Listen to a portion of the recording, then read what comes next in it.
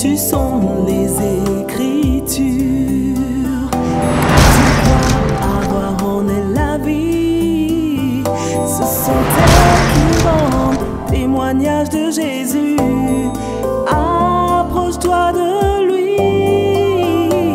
Quiconque fait le mal et la lumière et a peur que ses œuvres soient dévoilées. Bien-aimés dans le Seigneur, Shalom, et nous sommes dans la joie d'être encore une fois de plus avec vous aujourd'hui dans le cadre de votre émission Dernière Trompette, émission à laquelle nous partageons avec vous la parole de notre Seigneur et Sauveur Jésus-Christ. Je suis dans la joie de partager une fois de plus la parole de Dieu avec vous. Et aujourd'hui, nous avons un thème un peu spécial. Et notre thème d'aujourd'hui n'est rien d'autre que l'église supermarché. Église supermarché. Je crois qu'il y a à parler, je crois qu'il y a vraiment à partager avec vous. Eh bien, le but de nos émissions, ce n'est pas pour accuser quelqu'un, ce n'est pas pour lancer une pierre à quelqu'un, mais c'est de nous ramener tous dans la pensée de Jésus. La pensée de Jésus, c'est que nous puissions nous conformer dans sa parole. Donc, nous sommes dans la joie de partager avec vous sur ce sujet, l'église supermarché. Pour ce, j'aimerais que nous puissions jeter un coup d'œil dans Matthieu, au chapitre 21, le verset 12 jusqu'au verset 13. La Bible dit, Matthieu chapitre 21, verset 12 au verset 13, la Bible dit, Jésus entrant dans le temple de Dieu, il chassa tous ceux qui vendaient et qui achetaient dans le temple. Il renversa les tables des changeurs et les sièges des vendeurs de pigeons. Et il leur dit, il est écrit, ma maison sera appelée une maison de prière, mais vous, vous en avez fait une caverne de voleurs. Merci Seigneur pour ces instants, nous nous recommandons entre tes mains. Seigneur, parle-nous, instruis-nous. Nous voulons que le Saint-Esprit qui connaît toutes choses, qui nous enseigne toutes choses, puisse mettre encore quelque chose, un plus dans nos vies. Merci pour tout, au nom de Jésus-Christ. Amen. Bien-aimés, nous sommes en train de parler sur un thème intéressant qui est l'église supermarché. L'église, par définition, c'est une entité qui appartient à Dieu. Nous avons, dans nos différentes émissions, expliqué qu'est-ce que c'est l'église. Nous avons dit que l'église, c'était l'épouse de Jésus. Nous avons dit que l'église, c'était le corps de Christ. Et nous avons dit que l'église, c'était la maison de Dieu. Et nous sommes allés plus loin pour dire même que l'église, c'était la famille de Dieu. Donc, l'église, c'est aussi une assemblée. Parce que là où 2 ou 3 personnes se rassemblent en son nom, la Bible dit, je suis au milieu d'eux. Donc, Christ est au milieu de nous. C'est ça l'église. L'église, c'est le corps de Christ. L'église, c'est l'épouse de Christ. L'église, c'est la maison de Dieu. L'église, c'est la famille de Dieu. Donc, il est important, bien aimé, de comprendre qu'est-ce que c'est l'église pour que vous puissiez comprendre un supermarché aussi c'est quoi. Alors, par définition, un supermarché, c'est un endroit où on vend. Donc, quand vous allez dans un supermarché, vous trouverez des produits, vous trouverez ça et là, et vous pouvez acheter avec votre argent. Les deux entités sont tellement différentes. Mais aujourd'hui, nous sommes en train de parler de l'église supermarché, qui veut dire tout simplement une église qui a perdu son sens. Une église qui a perdu, en fait, je dirais, sa vision. Une église qui a perdu son objectif. Une église qui était censée révéler Jésus, qui était censée être l'épouse de Jésus, qui était censée être le corps de Christ, qui était censée être la famille de Dieu, qui était censée être la maison de Dieu. Eh bien, cette église est devenue tout simplement un endroit où on achète, où on vend. Alors la Bible dit, Jésus entra dans le temple de Dieu. Le temple était l'endroit où le Shekinah de Dieu était là. Le temple était un endroit où Dieu se manifestait, où le peuple de Dieu s'approchait pour offrir à Dieu des sacrifices pour entendre Dieu, pour grandir dans leur foi. Donc, Dieu a fait résider son nom dans le temple à Jérusalem. C'était pour que le peuple puisse bénéficier de ses faveurs. C'était pour que le peuple puisse voir sa gloire. Mais malheureusement, quelle était la grande déception de Christ? La Bible dit, Jésus entra dans le temple de Dieu, il chassa tous ceux qui vendaient et qui achetaient dans le temple. Donc, le temple n'était plus un endroit où on priait, le temple n'était plus un endroit où on glorifiait Dieu, le temple n'était plus un endroit où il y avait le Shekinah de Dieu, le temple n'était plus un endroit où il y avait la gloire de Dieu qui s'est manifestée, le temple n'était plus un endroit où Dieu s'est glorifié. Le temple était devenu tout simplement un supermarché, un endroit de business, un endroit où se faisaient les affaires, un endroit où il y avait d'un côté les acheteurs et d'un autre côté le vendeur. Le temple était transformé en une maison de business. Et c'est le véritable piège qui nous guette, nous chrétiens d'aujourd'hui. Alors la Bible dit, Jésus, qu'est-ce qu'il va faire? Il va tout d'abord commencer à chasser tous ceux qui vendaient et qui achetaient dans le temple.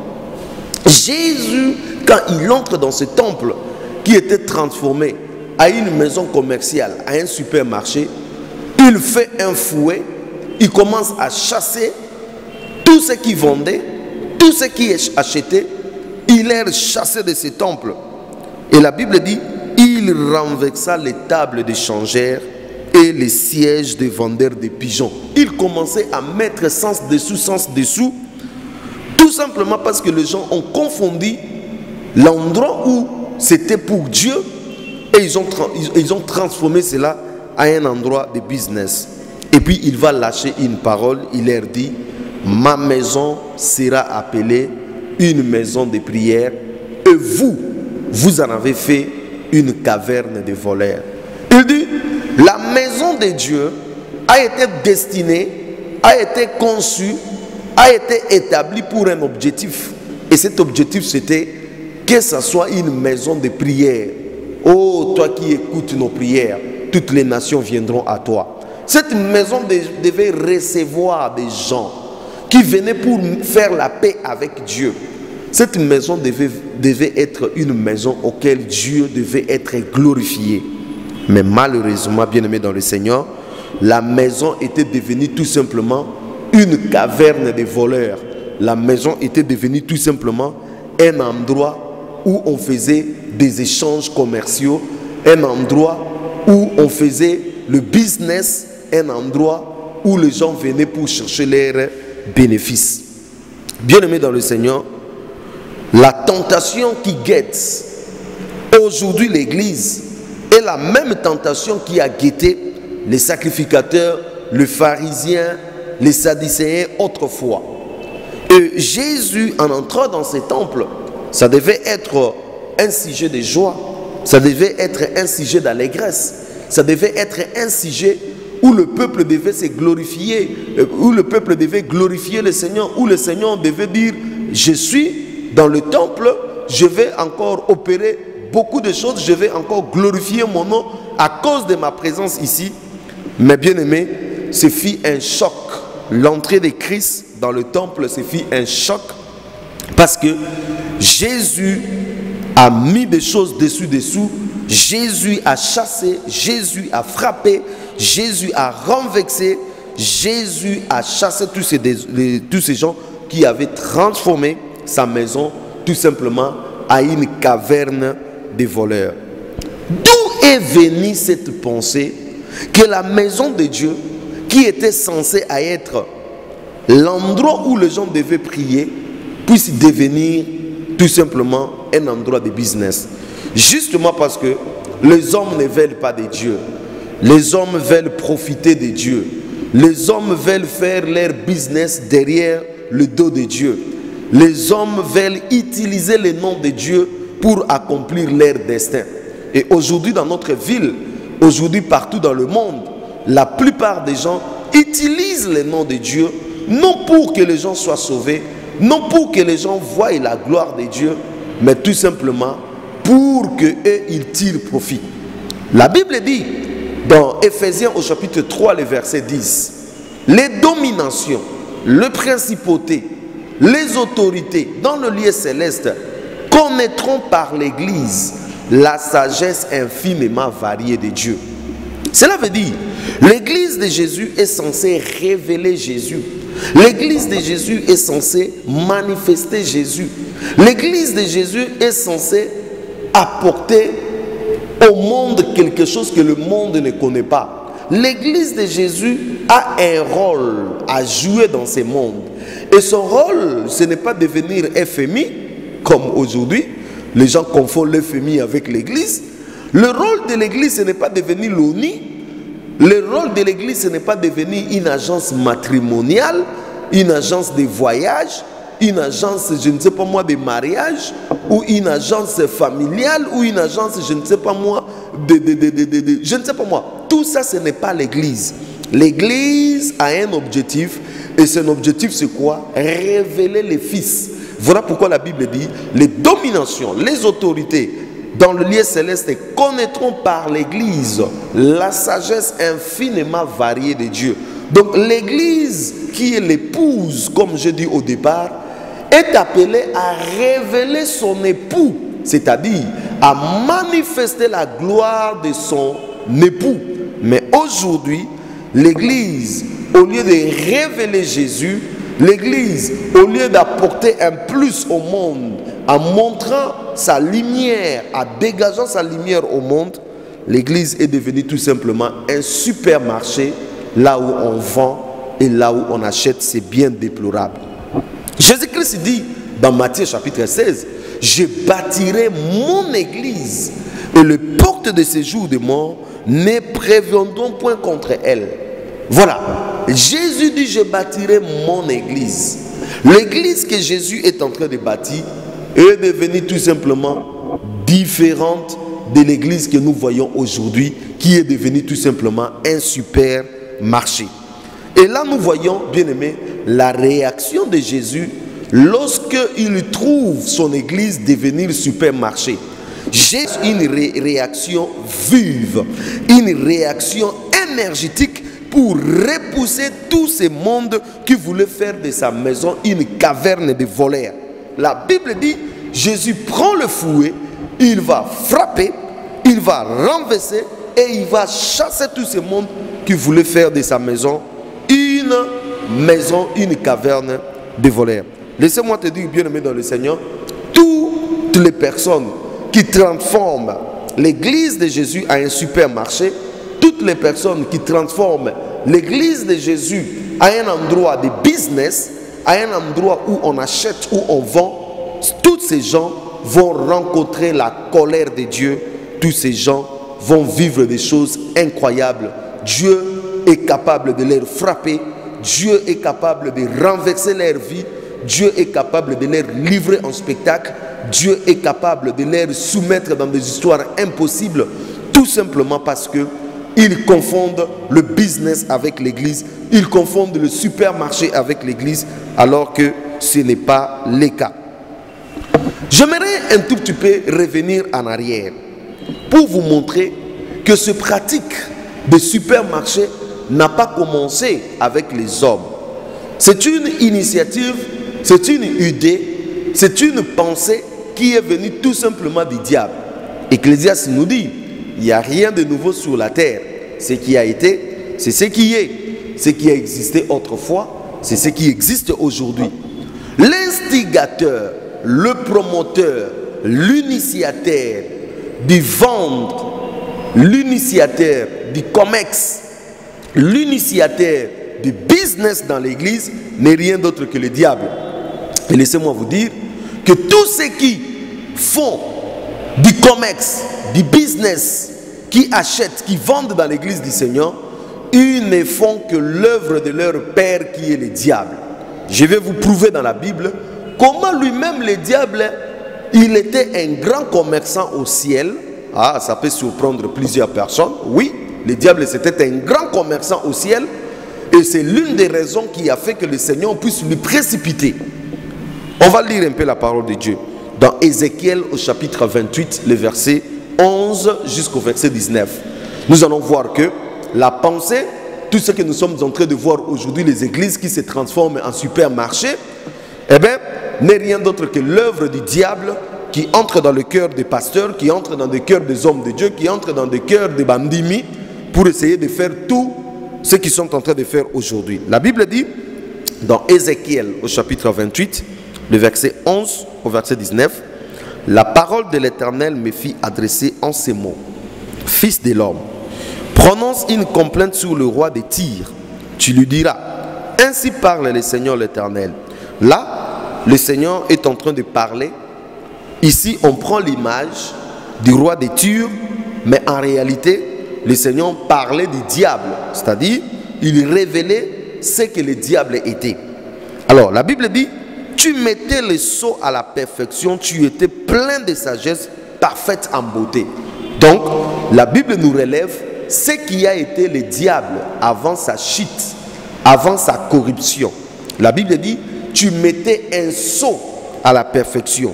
Donc, parmi les créatures que le Seigneur avait fait, le diable, c'était une... À ce moment-là, il était encore Lucifer. C'était une créature merveilleuse.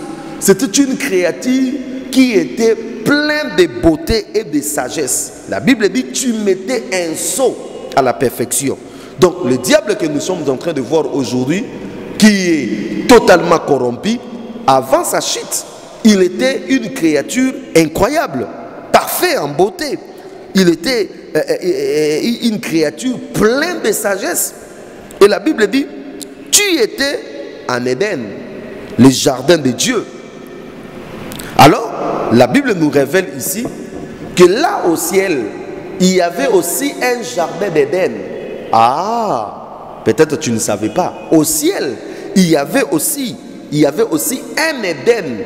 Cet Éden-là était préparé, était l'habitation de Lucifer. C'était l'habitation du diable, parce que la Bible dit, tu étais en Éden, les jardins de Dieu. Ce n'est pas les jardins d'Éden qui étaient sur la terre où Adam et Ève ont péché. Non, ça on nous parle d'Éden qui était au ciel.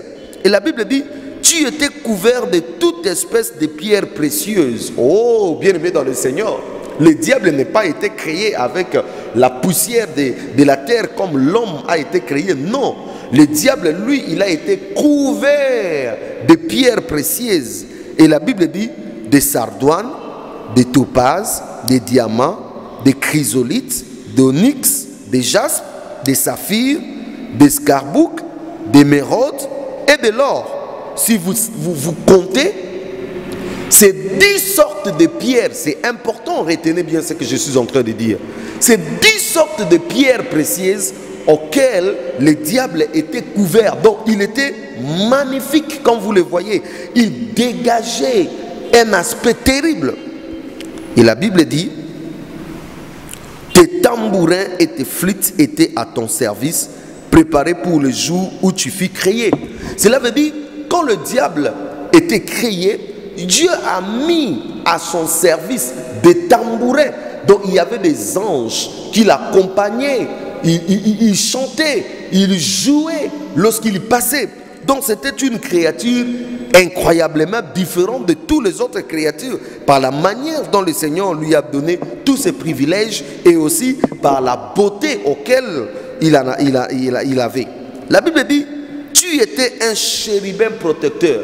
Des chérubins, ce sont des classes des anges qui gardent la sainteté, qui gardent la gloire de Dieu. C'est pour cela que la Bible dit, Dieu est assis sur le chérubin. Eh bien, le trône de Dieu, ce n'est pas une chaise comme ça. Le trône de Dieu, ce sont des chérubins. Dieu est assis sur le chérubin.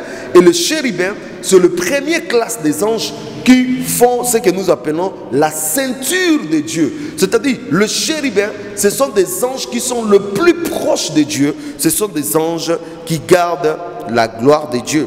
Et la Bible dit, Lucifer, il était un chérubin protecteur aux ailes déployées. C'est-à-dire, il était un chérubin aux ailes déployées. Un chérubin qui gardait la gloire de Dieu. Un chérubin qui était plus proche encore du Seigneur. Je t'avais placé et tu étais sur la sainte montagne de Dieu. La Bible dit, que Lucifer, il était sur la sainte montagne de Dieu. C'est-à-dire, il était parmi ceux qui étaient tout proches du Seigneur. Il était dans une place de choix dans le royaume de Dieu. Il n'était pas au bas de l'échelle.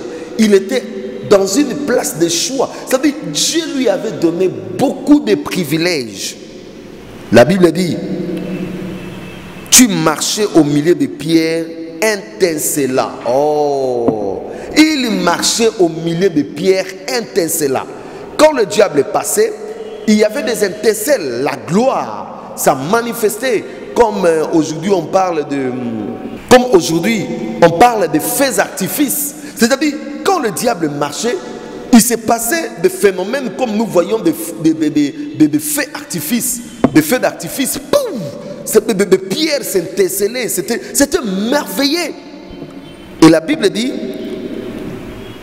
tu as été intègre dans tes voies depuis le jour où tu fus créé jusqu'à celui où l'iniquité a été trouvée chez toi. Donc la Bible dit, il a été intègre depuis le jour où il a été créé jusqu'au jour où l'iniquité a été trouvée en lui.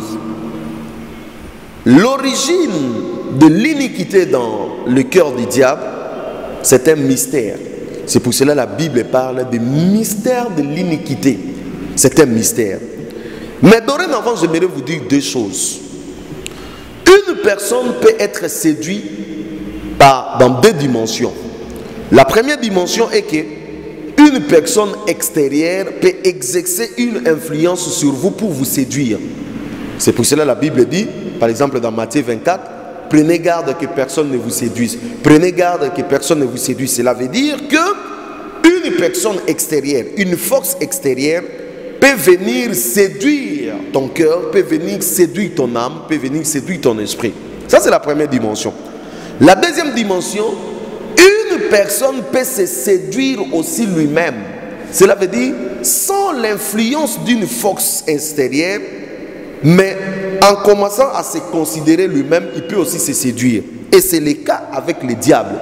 Le diable n'a pas été séduit par quelqu'un, mais le diable s'est laissé séduire lui-même à cause de la beauté, à cause des services qu'il avait, à cause de tout l'aspect qu'il avait. Eh bien, son cœur a commencé à se gonfler, son cœur a commencé à se dire des choses et le diable s'est séduit lui-même. Maintenant, écoute ce que la Bible dit au verset 16. Par la grandeur de ton comex. C'est là où j'ai parlé, on va étudier un tout petit peu les origines du comex. La Bible dit, par la grandeur de ton comex, tu as été rempli de violence et tu as péché. Je t'ai précipité de ma montagne, de la montagne de Dieu. Je t'ai fait disparaître, chérubin protecteur, du milieu des pierres étincelantes. Ton cœur s'est élevé à cause de ta beauté. Tu as corrompu ta sagesse par ton éclat. Je t'ai jeté par terre. Je t'ai livré en spectacle au roi. Par la multitude de tes iniquités, par l'injustice de ton comex, on rentre encore sur le comex, tu as profané tes sanctuaires. Je t'ai fait sortir du milieu de toi un feu qui te dévore. Je t'ai réduit en cendres sur la terre, aux yeux de tous ceux qui te regardent. Tous ceux qui te connaissent parmi le peuple sont dans les stupeurs. À cause de toi, tu es réduit à néant, tu ne seras plus à jamais. La Bible dit, à cause de sa beauté, je vous ai dit qu'il était couvert de 10 sortes de pierres précieuses. Et il marchait au milieu de pierres étincelantes. Il avait un service de tambourin à son égard. Il était rempli de beauté. À cause de sa beauté, la Bible dit, tu t'es laissé corrompre. À cause de ta beauté, tu t'es laissé corrompre. Et la Bible dit, par la grandeur. Mais ce qui m'étonne est que ici nous sommes au ciel. Qu'est-ce que le diable faisait comme commerce pour que nous puissions voir? C'est cette manifestation où on nous dit par la grandeur de ton commerce. Dans d'autres versions, on parle de trafic. Il y a plusieurs sortes de commerce. À l'école, nous avons vu, vous pouvez faire des trocs, c'est-à-dire échanger un bien contre un autre bien. C'est du COMEX. Vous pouvez acheter avec la monnaie. C'est-à-dire, je prends des francs congolais, je prends les dollars, je vais dans un supermarché, je donne mon argent, et puis on me donne un produit, on me donne un service que je veux. Comme je peux utiliser aussi des cartes bancaires, je peux utiliser... Tout ça, ça fait partie du COMEX. Alors, qu'est-ce que le diable faisait comme COMEX au ciel? Parce que quand vous lisez dans Apocalypse au chapitre 12, lorsqu'on parle du dragon, j'aimerais qu'on lise ça. Alors, nous sommes dans Apocalypse au chapitre 12, le verset 4. Apocalypse 12, verset 4, la Bible dit: Saké entraînait les tiers des étoiles du ciel et les jetait sur la terre. Les dragons s'éteignent devant la femme qui allait enfanter, afin de dévorer son enfant lorsqu'il aurait enfanté. Donc, ici, la Bible nous montre que la queue du dragon, le dragon ici c'est le diable, sa queue entraînée, c'est-à-dire le diable a réussi à entraîner par la séduction un tiers des étoiles. Les étoiles symbolisent les anges aussi de Dieu. Donc, si Dieu avait, par exemple, 9000 anges, le diable, quand il a séduit 3000. Donc, je vous ai parlé que la séduction a deux niveaux. La première dimension, le diable n'a pas été séduit par quelqu'un, il s'est séduit lui-même. Son cœur s'est élevé, son cœur s'est corrompu. Mais quant à ce qui concerne les un tiers des étoiles que le diable a entraînées, c'est lui qui les a séduits. Donc ça c'est la deuxième dimension. C'est lui qui les a entraînés, parce que la Bible dit sa queue a entraîné. C'est-à-dire c'est la malice, c'est la ruse, c'est la séduction. Il a réussi à captiver. Donc, si nous rentrons là où nous étions, nous voyons que le résultat ou le bénéfice du COMEX du diable, c'était la séduction des un tiers des anges. Mais qu'est-ce que le diable vendait? J'aimerais encore vous lire un autre verset pour comprendre qui était le diable au ciel et comment est-ce qu'il est arrivé à séduire. Dans Ésaïe au chapitre 14, le verset 12 au verset 18, qu'est-ce que la Bible dit? Te voilà tombé du ciel, astre brillant. Vous voyez, une étoile égale astre. Vous voyez? Donc ici la parole de Dieu nous montre aussi que les diables, on les compare à l'astre, à un astre brillant. Vous voyez? Donc la Bible dit: fils de l'aurore, tu y es abattu à la terre, toi le vainqueur des nations. Tu disais dans ton cœur, ça c'est ce que le diable mijotait dans son cœur. Tu disais dans ton cœur: je monterai au ciel, je lèverai mon trône au-dessus des étoiles de Dieu, je m'assiérai sur le montagne de l'Assemblée à l'extrémité du septentrion. Je monterai sur le sommet des nuées, je serai semblable au Très-Haut. Mais tu as été précipité dans le séjour des morts, dans les profondeurs des fosses. Ceux qui te voient fixent sur toi les regards, ils te considèrent attentivement, et c'est là cet homme qui faisait trembler la terre, qui ébranlait le royaume, ainsi de suite. Donc, le diable, comme il avait un service à sa disposition, comme il était parfait en beauté, comme il était couvert de toutes les sortes de pierres précieuses, comme il était parfait en sagesse, comme il était bien positionné, il avait un jardin, alors son cœur s'est élevé. Il a dit: oh, pourquoi pas moi aussi de devenir un jour très haut? Pourquoi pas moi aussi commencer à diriger? En fait, pourquoi pas moi aussi faire un coup d'état? Pourquoi pas moi prendre la place de Dieu?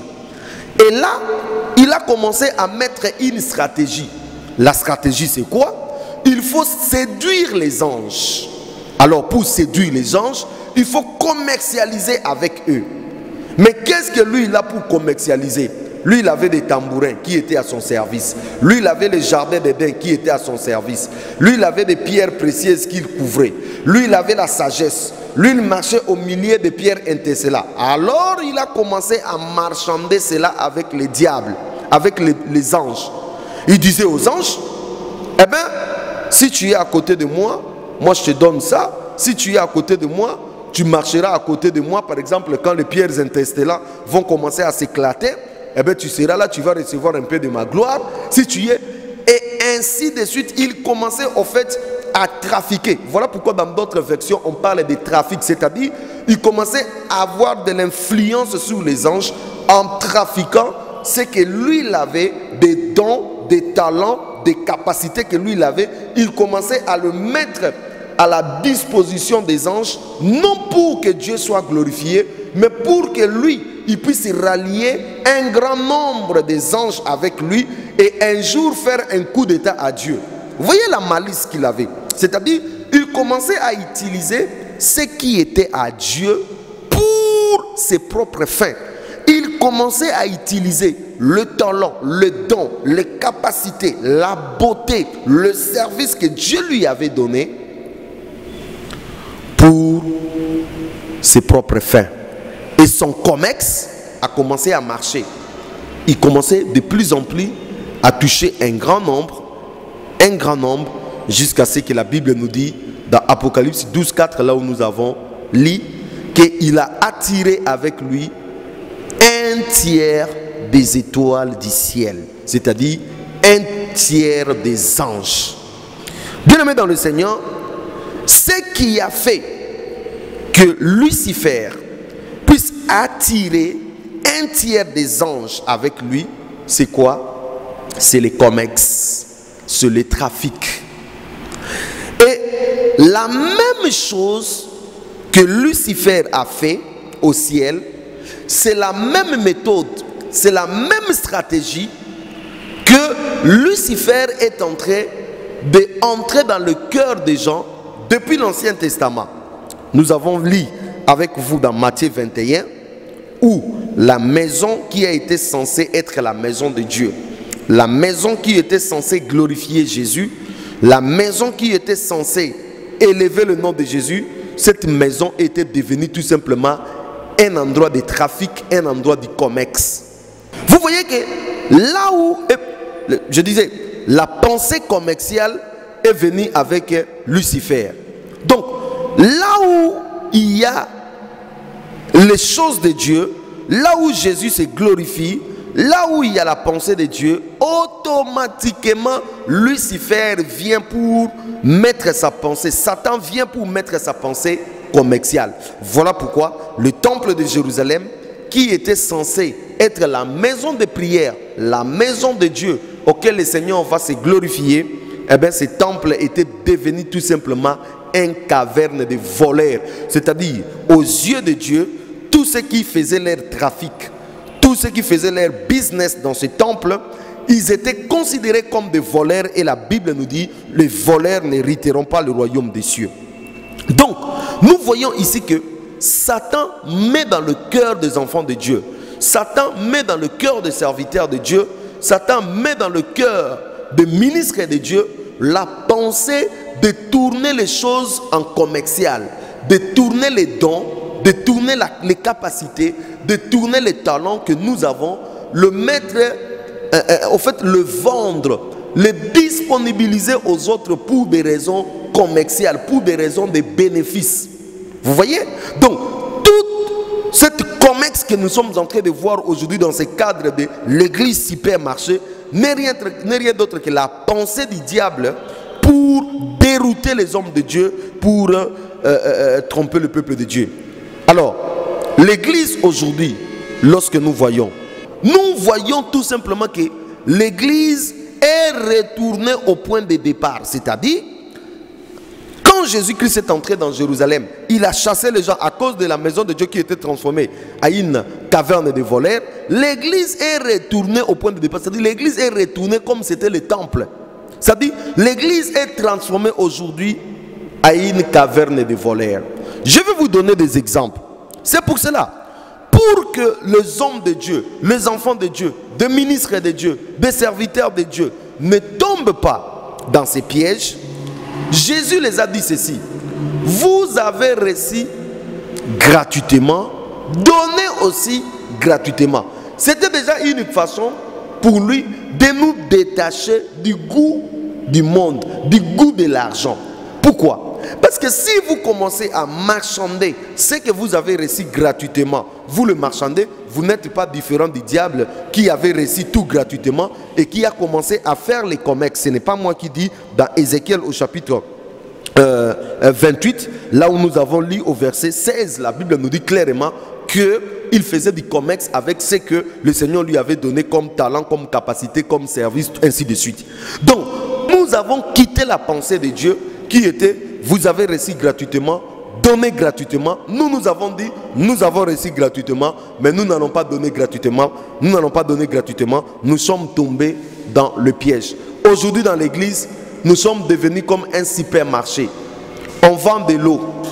L'eau, on nous vend. Bien-aimés dans le Seigneur, lorsque on vend de l'eau, il faut chercher quel est le soubassement biblique qui nous dit que nous pouvons vendre de l'eau. Aujourd'hui, des hommes de Dieu, des serviteurs de Dieu, des charlatans, ils font leur commerce, il va acheter de l'eau, il va tromper les gens que j'ai fait des prières sur cette eau, il va donner des noms à cette eau, et puis on vient vous vendre une bouteille à 10 $, une bouteille à 20 $, une bouteille, c'est tout simplement église supermarché. Dieu est contre ça. Les gens qui font de telles choses, ils suivent leur père qui est le diable. Aujourd'hui, on vend de l'huile. On va vous dire non, le pasteur est allé faire des prières, il a amené de l'huile, ainsi de suite. C'est l'huile d'onction, machin, machin. On vend. Tout simplement, c'est l'église supermarché. Aujourd'hui, on vend des pochettes. Le pasteur va vous vendre des pochettes. Et les gens vont acheter. Ils n'ont même pas la connaissance biblique pour dire que non, on ne peut pas acheter des choses de Dieu. Les choses de Dieu s'obtiennent par la foi. La guérison, ce n'est pas en achetant une pochette. La guérison, ce n'est pas acheter de l'eau. La guérison, c'est la foi. La foi est une ferme assurance des choses qu'on espère, une démonstration de celles qu'on ne voit pas. Dieu a besoin de la foi. Il n'a pas besoin de tout ça. Bien aimé, on vend des prières, des consultations prophétiques. N'en parlons pas. J'ai été choqué. Un frère m'a appelé. Il a appelé un pasteur que je connais bien. Ce pasteur lui a demandé 500 $ pour lui faire des prières. Le frère a dit: j'ai 300 $. Le pasteur dit: je ne veux pas 300 $. Je veux que 500 $ où tu laisses. Bien aimé, c'est le monde en envers. C'est le monde, le paganisme qui est entré. L'église est devenue tout simplement un supermarché. Il y a plusieurs rayons dans ces supermarchés. Des rayons de l'eau, vous achetez. Des rayons de l'huile, vous achetez. Des rayons de pochettes, vous achetez. Des rayons de prières, je ne sais pas moi, des services de prière, vous achetez. Des rayons de mariage, vous allez acheter. C'est la confusion. Nous sommes tout simplement dans l'église supermarché. On trompe les enfants de Dieu, même avec la nourriture. Nourriture préparée par l'homme de Dieu. Tout simplement, c'est du supermarché. C'est une caverne de voleurs, de produits cosmétiques, de produits ceci, cela. C'est du supermarché à l'église. Des effigies de l'homme de Dieu, des photos de l'homme de Dieu. Aujourd'hui, on porte, on achète à 1 $, à 2 $, à 5 $. Il faut t'identifier à l'homme de Dieu. C'est du supermarché, de foulards que vous portez, les effigies des hommes de Dieu. C'est du supermarché, de pagnes que vous achetez à l'effigie des hommes de Dieu. On a écrit ceci. C'est du supermarché, mes bien-aimés. La fabrication de toutes sortes des offrandes. Offrande du trône, offrande de 4 êtres vivants, offrande de 24 vieillards, offrande de machin. C'est du supermarché. Tout ça, ça n'a rien comme fondement biblique. C'est du supermarché. Bien-aimés dans le Seigneur, la confusion des concerts payants, droit d'entrée 10 $, 20 $ à l'esplanade des grands hôtels, c'est du supermarché. Vous avez vu dans quelle Bible David a écrit le psaume 23. Avant de chanter, il dit que non, je vais chanter au temple et venez payer autant d'argent. Vous avez vu dans quelle Bible? Donc c'est-à-dire, vous êtes en train de dire aux gens, moi Dieu m'a donné gratuitement ma voix, alors pour que tu adores avec moi, il faut que tu me donnes 20 $. Et si par hasard, mon bien-aimé, tu n'as pas l'argent et qu'on avait dit droit d'entrée, dit 20 $, tu vas aller dans la porte et les gens à la porte te posent la question, qu'est-ce que tu es venu faire? Je suis venu adorer mon Dieu avec mon frère. Eh bien pour adorer ton Dieu, il faut donner 20 $. Supermarché. Vous voyez? Du supermarché. Le supermarché est devenu partout. C'est pour cela que Philippiens est en train de dire, ces gens n'ont pas pour Dieu Elohim, ces gens ont pour Dieu leur ventre. Ils font des choses non pour la gloire de Dieu, mais ils font des choses pour leur ventre. C'est pour cela que l'église est devenue aujourd'hui du supermarché. Pour payer les loyers, on fabrique une conférence. Pour payer les loyers, on fabrique une conférence, un séminaire. Supermarché. Donnez ceci, donnez cela, donnez ceci, semez ceci. C'est du supermarché. Nous ne voyons pas dans la Bible où les enfants de Dieu étaient en train de travailler, les enfants de Dieu étaient en train de faire des histoires et puis en demandant de l'argent. Aujourd'hui, cette pratique, je ne sais pas moi, c'est venu d'où? Lorsque quelqu'un est en train de prêcher, les gens viennent déposer de l'argent devant. C'est du supermarché, ça ne se trouve pas dans la Bible. Montre-moi dans la Bible. Là, vous avez dit, on a vu Paul en train de prêcher, Pierre en train de prêcher. Le jour de Pentecôte, il était là en train de prêcher et les gens sont venus déposer de l'argent. C'est faux, c'est archi faux, frère. C'est du supermarché. Des pratiques qui ne sont pas fondées dans la Bible, que nous pratiquons aujourd'hui, tout simplement pour tirer de l'argent. C'est du supermarché. Dieu nous demande de nous repentir. Dans 2 Pierre au chapitre 2, le verset 1-2, la Bible dit, il y a eu parmi le peuple des faux prophètes, et il y aura de même parmi vous des faux docteurs, qui introduiront des sectes pernicieuses et qui renient le maître qui les a rachetés. Ils attireront sur eux une ruine soudaine. Plusieurs les suivront dans leur dissolution, dans leur dérèglement, dans leur folie. Et la voix de la vérité sera calomniée à cause d'eux. Verset 3. Par cupidité, ils trafiqueront. C'est-à-dire, ils feront du commerce. Dans d'autres versions, on a dit, ils vous exploiteront. J'aimerais vraiment bien vous faire comprendre ces mots.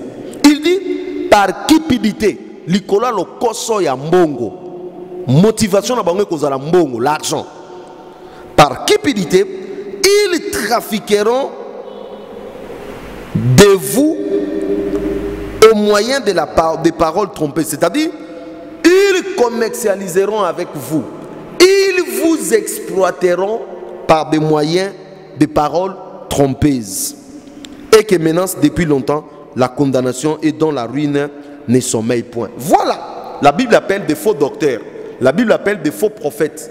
Tous ces mondes qui trafiquent, tous ces mondes qui font du commerce, donnez ceci, tu vas obtenir ça. Donnez le machin ceci, offrande de ceci, vendez ça, achetez ça, faites ceci. Ce sont des businessmen, ce ne sont pas des pasteurs, ce sont des businessmen, ce sont des prophètes de l'iniquité, ce sont des vendeurs, ils ont pour père les diables, ils sont inspirés par les diables, point barre. Quand vous voyez un homme de Dieu commence à échanger le don, le talent, le ministère que Dieu lui a donné, contre de l'argent, bien aimé dans le Seigneur, sachez-le qu'il est déjà dans la corruption, chassez-le, il est déjà à côté, sachez-le, il n'est plus dans la vérité, sachez-le qu'il est déjà inspiré par les diables, sachez-le qu'il est déjà en train de suivre un autre Dieu, et ce autre Dieu, il s'appelle Mammon. La Bible dit, vous ne pouvez pas servir deux maîtres à la fois, vous allez aimer l'un et vous allez haïr l'autre. Vous ne pouvez pas servir Dieu et l'argent et maman au même moment. Cela veut dire, si l'amour de l'argent entre dans votre cœur, c'est fini. Vous n'allez plus servir Dieu correctement. L'amour de l'argent, c'est quoi? L'amour de l'argent, c'est tout intérêt que nous faisons passer dans nos vies au-dessus de l'intérêt que nous avons pour Dieu. L'amour de l'argent, c'est quoi? C'est tout ce que nous sommes capables de faire pour obtenir de l'argent, même au prix de bafouer les lois de Dieu, au prix de bafouer l'amour de Dieu, au prix de bafouer les principes de Dieu. Ça, c'est l'amour de l'argent. L'amour de l'argent, c'est quoi? C'est tout ce que tu es capable de faire pour obtenir l'argent, même si cela est en contradiction avec la volonté de Dieu, avec ce que Dieu te dit. Ça, c'est l'amour de l'argent. L'amour de l'argent, c'est quoi? C'est lorsque la motivation profonde de votre cœur n'est plus Dieu, mais c'est le goût d'obtenir quelque chose des gens. C'est-à-dire que je prêche pour que j'aie l'argent, que je fasse des prophéties pour que j'aie l'argent, que je fasse ceci pour que j'aie l'argent, que je prie pour les gens pour que j'aie l'argent, que je prie pour les gens pour que je gonfle mes comptes à la banque. Ça, c'est l'amour de l'argent. Et celui qui a l'amour de l'argent, il est guidé par un démon, mammon. Il est déjà guidé par un autre Dieu. Et cet homme-là n'héritera pas le royaume des cieux. Église supermarché. Dans l'église supermarché, tu ne peux pas amener de l'argent dans ta poche et sortir avec cet argent. Il y aura des prophéties, il y aura des choses incroyables jusqu'à ce que les derniers centimes que tu as amenés, ça va rester. Ça, c'est l'église supermarché. Dans l'église supermarché, si tu n'as pas l'argent, au moins tu as une chaînette, eh bien tu vas laisser la chaînette. On va t'exploiter. On va te dire que Dieu a besoin de ta chaînette. On va te dire que l'œuvre a besoin de ta chaînette jusqu'à ce qu'on va soutirer cette chaînette. Eh bien, bien-aimé, ça, ce n'est rien d'autre qu'une église supermarché.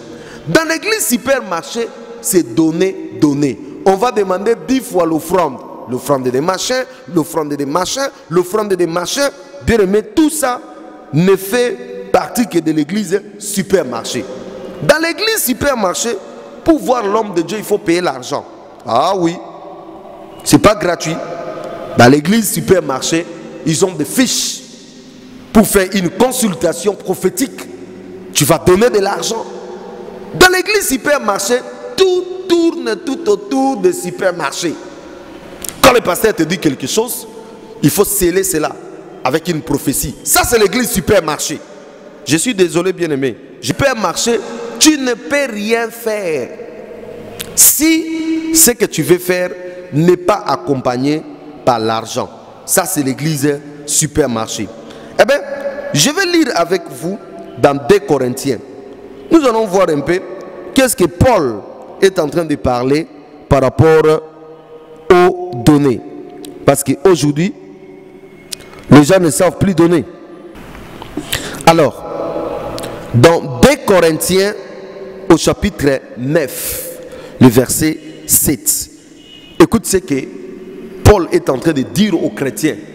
Il dit que chacun donne comme il a résolu à son cœur, sans tristesse ni contrainte, car Dieu aime celui qui donne avec joie. Ça, c'est Paul qui dit que chacun donne comme il a résolu dans son cœur.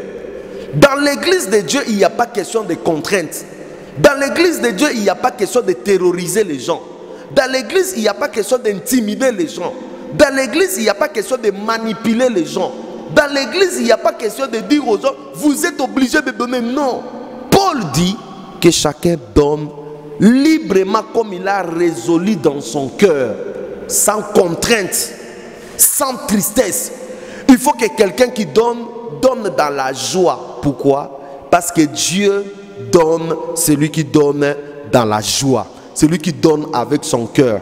Ce n'est pas le montant, ce n'est pas la grandeur de la chose qu'on a donnée, mais c'est la disposition du cœur. Voilà pourquoi Jésus pouvait dire à cette femme qui avait donné juste cette pièce d'argent, il dit que cette dame a donné plus qu'à tout le monde. Pourquoi? Parce que cette dame avait donné avec son cœur. Bien-aimé, donnez à Dieu comme vous avez résolu dans votre cœur. Et je vais vous encourager. Donnez aux veuves, donnez aux orphelins, donnez aux prisonniers, donnez aux malades, donnez aux démunis, donnez aux étrangers. Voilà des gens que nous devons beaucoup donner. À ceux qui sont dans le besoin, qui manquent à manger, allez donner. Mais aujourd'hui, on nous a enseigné dans nos églises, venez donner que le pasteur. le pasteur égoïste, lui-même il amasse, il fait des provisions. C'est l'égoïsme. Donnez aux veuves, enseignons aux gens de donner aux pauvres, enseignons les gens de donner aux prisonniers, enseignons les gens de donner aux démunis, enseignons les gens de donner aux étrangers, de donner aux malades, de donner, voilà, les orphelins. Voilà ce que Dieu nous veut. Qu'on arrête de transformer l'église du Seigneur en supermarché. Et laissez-moi vous dire, Jésus, pour terminer, a chassé et les vendeurs et les acheteurs. Cela veut dire quoi? Retenez bien ce que je suis en train de vous dire, frère. Jésus s'est attaqué aux vendeurs et aux acheteurs. Cela veut dire, les gens qui vendent toutes ces choses, de l'eau, de l'huile, de nourriture, des pochettes, des prières, des machins ceci, des concerts payants, des séminaires payants, des conférences payantes, de tout cela, Dieu va vous rencontrer. Vous aussi qui achetez, vous allez acheter ces taux, vous allez acheter ces pochettes, vous allez acheter ces prières, vous allez acheter tous ces concerts, vous allez acheter tous ces séminaires payants. Dieu aussi va vous rencontrer parce que la Bible dit, Dieu a chassé et les vendeurs et les acheteurs. Eh bien, beaucoup de gens seront terriblement surpris dans le dernier jour quand le Seigneur te dira, je ne te connais pas. Tu étais dans les COMEX, tu faisais partie du système, tu vendais dans le temple, ou soit tu achetais dans le temple. Ce jour-là, tu seras surpris, tu dis, ah, Seigneur, qu'est-ce que moi j'avais fait du mal? Je t'avertis, quand tu achètes ces histoires, alors que la Bible dit, nous avons reçu gratuitement, donné gratuitement. Quand toi tu achètes ces histoires, sachez-le que tu es en train de participer dans le mal. Sachez-le que tu es en train de faire les jeux du diable. Si tu as un problème, tu as une maladie, accroche-toi en Dieu.